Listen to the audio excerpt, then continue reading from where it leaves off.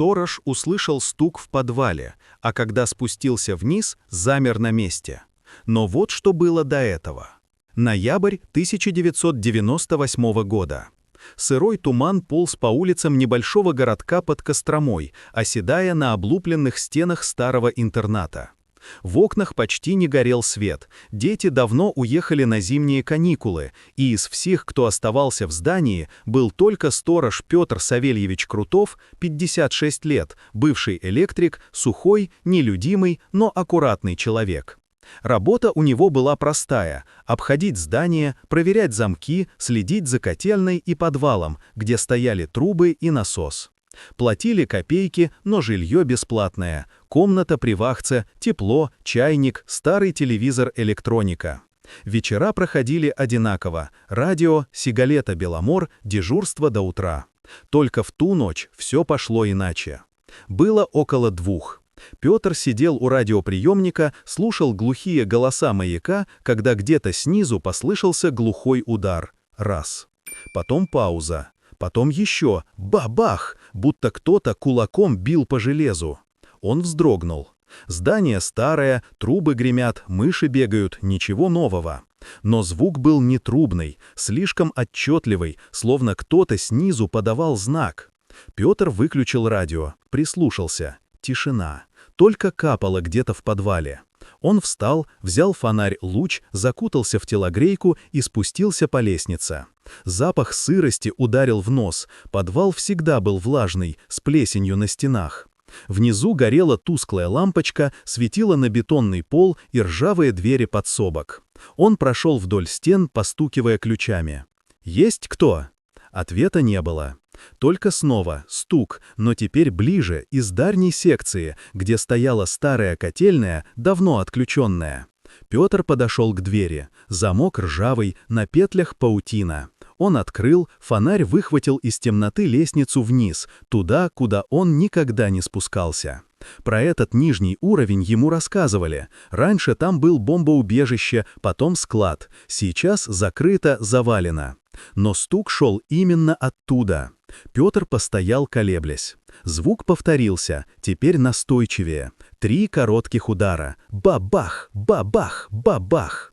Он глубоко вздохнул и начал спуск. Лестница была крутая, металлическая. Под ногами скрипел ржавый металл. Воздух холодный, влажный. Внизу еще один коридор, узкий, с кирпичными стенами. И там, посреди пола, лежала старая дверь, снятая с петель. Рядом железный ящик, на котором кто-то выцарапал «Не открывать». Петр поднял фонарь. На ящике следы свежей грязи, будто кто-то трогал недавно. А рядом в пыли отпечатки босых ног. Маленькие, как у ребенка.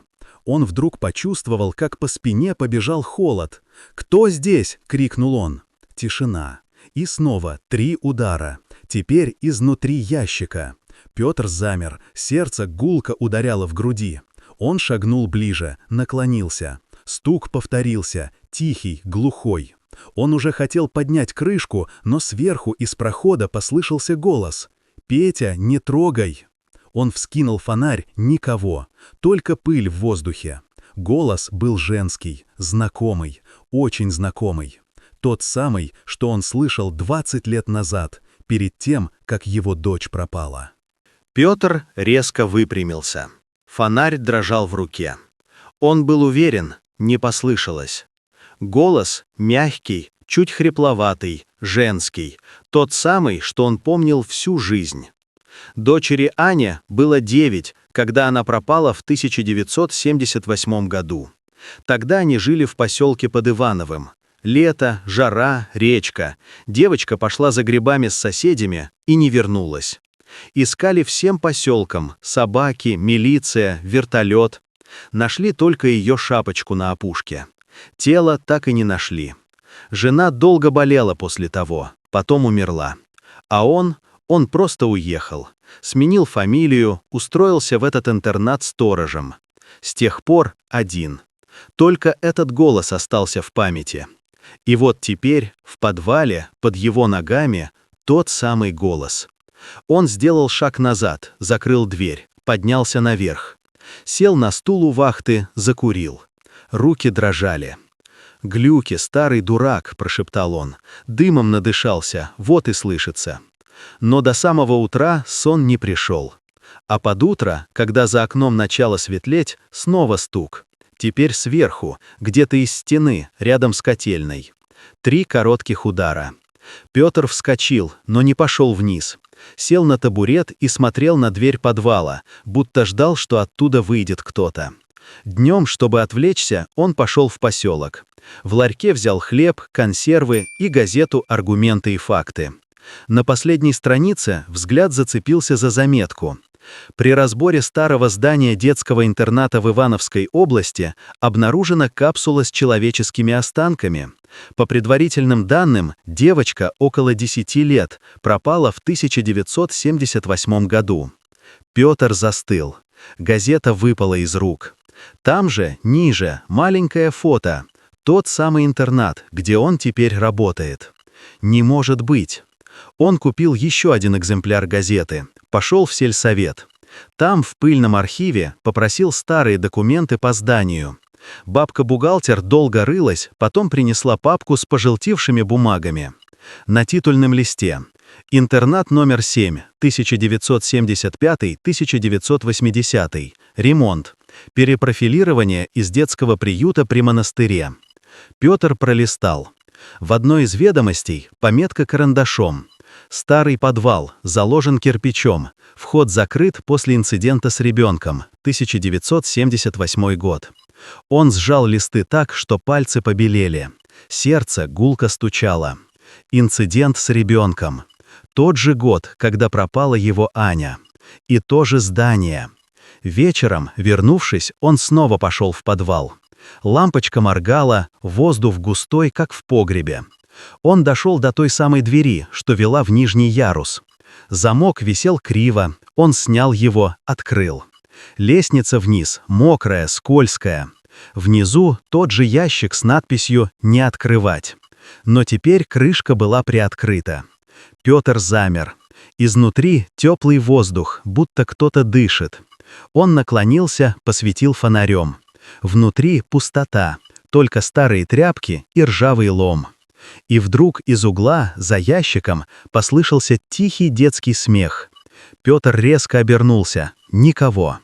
Но когда посветил в сторону выхода, на стене, среди копоти и плесени, увидел мелом нарисованную фигурку. Девочка в платье, с бантом.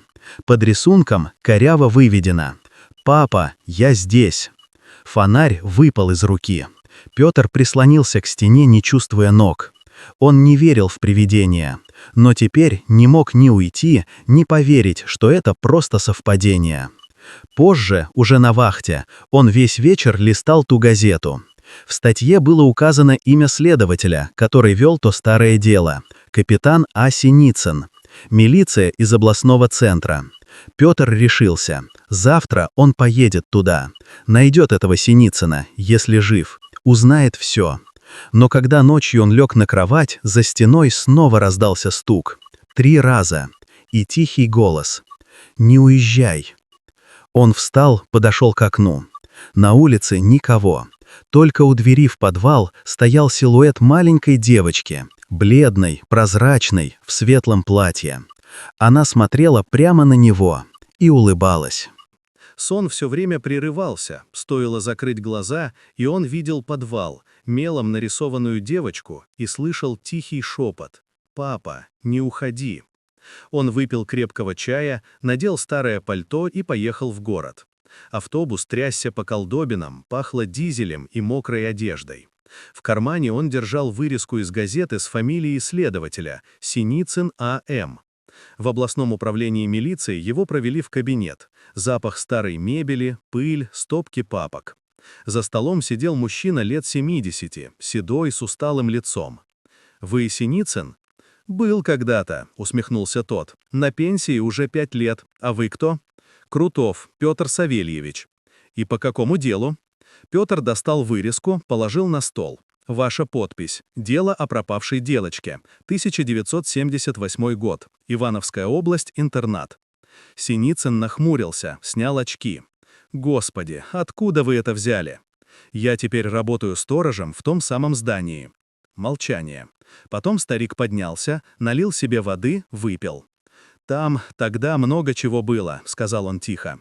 «Дело закрыли сверху». «Почему?» «Потому что пропала не одна девочка». Петр вздрогнул. «Как это не одна?» В то время шли проверки. Интернат принадлежал монастырю, потом его передали под государство. Старые помещения подвала решили замуровать. А когда начали работы, один рабочий услышал стук снизу, точно как вы. И разобрали кирпич, нашли останки ребенка, девочки лет 10, но без документов. Директор сказал: «Старая, еще довоенная». Мы поверили. Через неделю подвал заложили окончательно. Синицын замолчал, потом добавил: «А через месяц исчезла еще одна девочка. Случай совпал по дате с вашим, с Крутовой Анной, верно?» Петр кивнул. «Да, моя дочь». Я знал, что эта фамилия где-то всплывала, но меня тогда сняли с дела, сказали: «Не копай». Он посмотрел прямо на Петра. «Ты говоришь, снова слышишь стук?»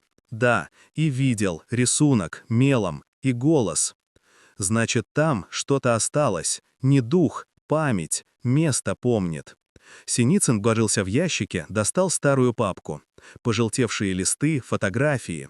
Вот, тогда мы нашли на одной из стен подвала надпись мелом: «Папа, не уходи». Я сам делал снимок. «Что?» — Петр побледнел. «Думаю, это была не твоя девочка, другая. Но они обе были в одном месте. Почему не расследовали дальше? Приказ директора и еще кое-кто сверху. После — пожар, архив частично сгорел. А директор жив. Был до прошлого года. Иван Григорьевич Шумов. Слег с инсультом, теперь в доме престарелых под Плесом». Петр поблагодарил Синицына, записал адрес. Когда вышел из здания, на улице валил мокрый снег. Он шел к вокзалу, чувствуя, что прошлое тянет его обратно как магнит. Все сводилось к этому месту, интернату, подвалу и тем, кто когда-то замуровал тайну. Он вернулся в поселок уже к вечеру. На вахте было тихо. Но на полу, прямо у двери подвала, лежал кусочек детского мела. Белый, свежий, будто кто-то только что рисовал. Он поднял его и увидел, что на стене рядом кто-то написал кривыми буквами: «Он еще там». Поздно ночью, не выдержав, он снова пошел вниз. На этот раз взял лом и фонарь посильнее. Дошел до того ящика, отодвинул. За ним оказалась кирпичная кладка. Следы свежей цементной пыли. Он ударил лом, один кирпич выпал. Из отверстия повеяло холодом. И вместе с ним запах гнили и что-то похожее на детский голос, шепот: «Папа». Он отступил, выронил лом. Из щели вдруг выпала детская кукла, старая, без глаза, с оторванной рукой. Он поднял ее. На спине черной краской было написано «Шумов». Петр понял, нужно ехать к директору, пока не поздно. На следующее утро Петр выехал в сторону Плеса. Снег хрустел под ногами, дорога петляла между лесами. Он ехал на старом автобусе, держа на коленях куклу в тряпке. На спине все так же проступала надпись «Шумов». Он повторял это имя про себя, будто заклинание. Иван Григорьевич Шумов, бывший директор интерната, человек, который 30 лет назад замуровал что-то в подвале. И, может быть, знал, где исчезла его дочь. Дом престарелых стоял на окраине города, двухэтажное здание с облупленной вывеской, запах хлорки и каши. Медсестра за стойкой посмотрела на Петра устало. К Шумову? Он в конце коридора, палата 12-я. Только недолго, он почти не говорит. Петр прошел мимо стариков, смотрящих в одну точку. Воздух был тяжелый, вязкий. В палате у окна сидел седой мужчина в халате с пустым взглядом. Петр узнал его сразу, по старым фотографиям из газет. Иван Григорьевич. Тот медленно повернул голову. Глаза тусклые, мутные, но в них мелькнуло узнавание. «Ты кто?» «Петр Крутов. Моя дочь пропала в 78-м, в вашем интернате». Шумов молчал. Только губы шевелились, будто он повторял что-то про себя. Петр поставил на тумбочку куклу. «Знаете ее?» Мужчина отшатнулся, будто увидел змею. «Убери, убери это». «Тогда скажите правду», — Петр повысил голос. «Что вы сделали с детьми? Что в подвале?» Шумов задышал тяжело, руки задрожали. Он попытался подняться, но рухнул обратно. Потом, с трудом выговаривая слова, сказал: «Мы не знали, что он там». «Кто он?» «Монах, старый, его звали отец Сергий, он остался после монастыря. Смотрел за подвалом. Когда пришел приказ о ремонте, мы спустились туда, а там дети. Мертвые? Нет, живые, но слабые, больные. Он держал их там, говорил, исцеляет». Шумов закрыл глаза. «Мы замуровали вход, сказали, что все старое. Я боялся. А моя дочь», — Петр схватил его за руку, — «где она?» «Она пришла туда сама, после школы, хотела к подруге. Он забрал и ее. Потом пожар, все рухнуло, мы нашли только ее заколку». Петр отпустил руку. Комната закружилась. Он не верил своим ушам. «Почему вы молчали?» «Если бы рассказал, нас бы всех посадили». На лице старика выступили слезы. «Прости, я думал, подвал навсегда заложен, но если ты слышишь стук, значит, он там снова». Петр вышел из палаты, пошатываясь. В коридоре пахло хлоркой и безысходностью. Медсестра удивленно посмотрела на него. «Все в порядке?» «Да, спасибо». На улице шел снег. Он стоял у остановки, сжимая куклу. Слова Шумова гудели в голове. Он там снова. Вечером Петр был уже дома. Вахта пустая, все тихо. Он спустился в подвал. Там пахло сыростью, но теперь еще чем-то другим. Будто воздух был пропитан старыми свечами. Он подошел к кирпичной кладке, где вчера отвалил кирпич. Изнутри веяло холодом. И вдруг в темноте движение, как будто кто-то стоял по ту сторону стены. Он включил фонарь и увидел глаза. Детские, светлые, смотрели прямо на него через щель. «Папа!» — шепнул голос. Петр замер, не дыша. «Это я, Аня. Ты пришел?» Он протянул руку, не веря себе. Пальцы наткнулись на холодный кирпич. Стук изнутри усилился. Ба-ба-ба! Ба! Он схватил лом и стал разбирать стену, кирпич за кирпичом. Пыль, цемент, кровь на руках. И, наконец, дырка. Он посветил внутрь. Коридор. Старые доски, ржавые трубы. А на полу маленькие тела в белых халатах. Мумии. Детские. На стене следы мела, рисунки солнца, цветов. И надпись: «Папа, я ждала». Петр стоял, не чувствуя ног. Откуда-то из темноты шаги. И вдруг из глубины вышел человек в рясе, худой, с длинными седыми волосами. Лицо мертвенно-бледное. «Ты пришел за ней?» — спросил он. «Где моя дочь?» «Все они мои дети. Я не дал им уйти в мир греха». Он поднял руку, и Петр увидел на пальцах кровь. Они остались чистыми. Петр отступил, поднял лом. «Уйди от меня, изверг!» Стук усилился. Из-за спины шорох, плач, тихие голоса. Десятки голосов. «Папа! Мама! Холодно!» Он выронил лом, закричал, и все вокруг погасло. Петр очнулся на холодном бетоне. Фонарь лежал рядом, тускло мигая. Воздух тяжелый, пах гарью и старой плесенью. Он лежал у пролома, где когда-то была стена. За ней тот самый зал. Только теперь там было пусто. Ни тел, ни рисунков, ни рясы. Только следы пыли и кирпичная крошка.